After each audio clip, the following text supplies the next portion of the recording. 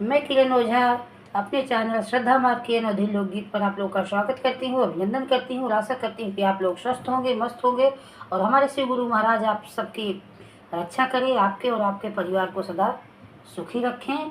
हर हर महादेव। इसी पर एक बहुत ही सुंदर सी चर्चा भजन सुनाने जा रही हूँ, आप लोग सुनिए। कैसा लगे लाइक सब्सक्राइब के साथ कमेंट करके ज़रूर बताइएगा। हर हर महादेव। भोला झोला लैके भभूति उड़ावत आवेले, भोला झोला लैके भभूति उड़ावत आवेले, उड़ावत आवेले हो, उड़ावत आवेले, उड़ावत आवेले हो, उड़ावत आवेले। भोला झोला लैके भभूति उड़ावत आवेले, भोला झोला लैके भभूति।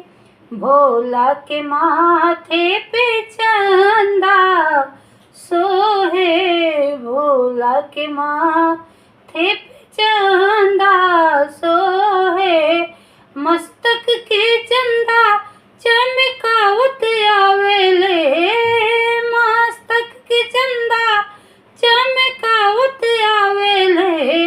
भोला झोला लैके भभूति उड़ावत आवेले, भोला झोला लैके भभूति उड़ावत आवेले। भोला के गले में सर्पों की माला, भोला के गले में सर्पों की माला, सर्प गले में फुफकारत आवेले जी, सर्प गले में फुफकारत आवेले। भोला झोला लैके भभूति उड़ावत आवेले, भोला झोला लैके भभूति उड़ावत आवेले। भोला के कानों में बिच्छू ततैया, भोला के कानन में बिच्छू ततैया, बिच्छू के कुंडल लटकावत आवेले, बिच्छू के कुंडल लटकावत आवेले।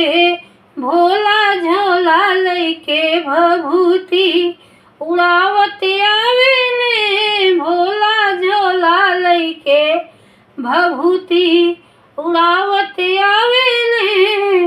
भोला के अंगों में मिर्गा के छाला, भोला के अंगों में मिर्गा के छाला, मिर्गा के छाला लपेटत आवेले, मिर्गा के छाला लपेटत आवेले।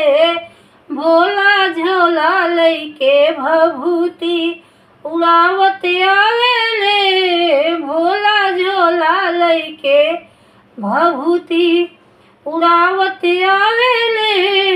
भोला के हाथवा में डमरू बिराजे, भोला के हाथवा में डमरू बिराजे, डम डम डमरू बजावत आवेले, डम डम डमरू बजावत आवेले।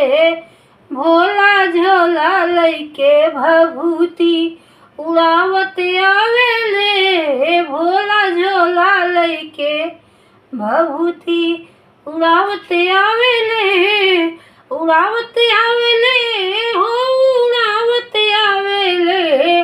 भोला झोला लैके भभूति उड़ावत आवेले, भोला झोला लैके भभूति।